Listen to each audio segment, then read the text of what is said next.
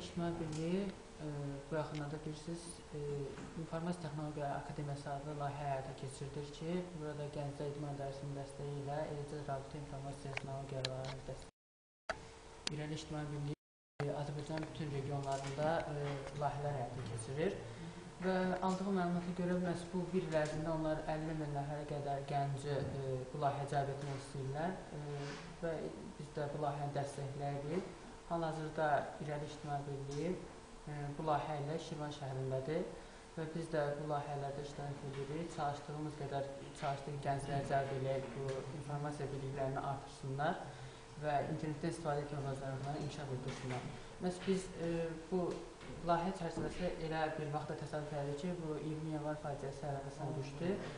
Hər yerdə tədbirlər keçirdiyi kimi biz də istədik ki, öz sözümüzü deməkdən ötürü bir çox xarici təşkilatlara öz sözümüzü çatdırmadan ötürü, gənclər öz fikirlərini çatdırmadan ötürü bu ermənilər törətdikləri bu faciə ilə bağlı, ağır fəsadlarla bağlı biz istədik ki, xarici təşkilatlar da xəbərdar olsunlar.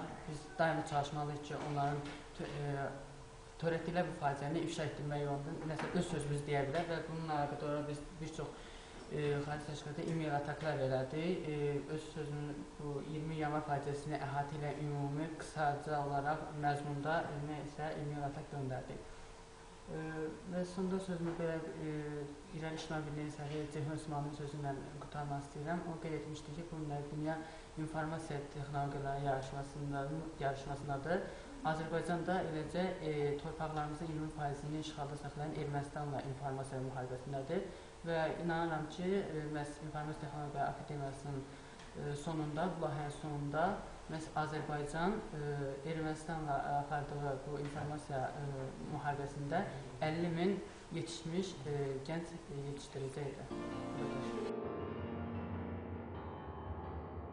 İrəli İctimai Birliyinin müəllif olduğu AIST Akademiya Respublikanın bir çox bölgələrində olmuş və 5 minə yaxın gənci informasiya texnologiyalarından istifadə etməyə cəlb etmişdir və o hal-hazırda bu günləri Şirvan şəhərindədir və bugünkü gün bizim xalqımız üçün qan yaddaşı olan 20 yanvar hadisəsinin 20 illiyinə təsadüf edir və biz də bu münasibətlə İrəli İctimai Birliyi və AIST Akademiya və Şirvan gəncləri olaraq mail atak elədik və dünyanın bir çox beynəlxalq və yerli təşkilatlarına 20 yanvar hadisələri haqqında məlumat verdik və biz istəyirik ki, bu dünyanın beynəlxalq təşkilatlar və yerli təşkilatlar Azərbaycan həqiqətlərini daha doğru bilsinlər və daha dəqiq bilsinlər.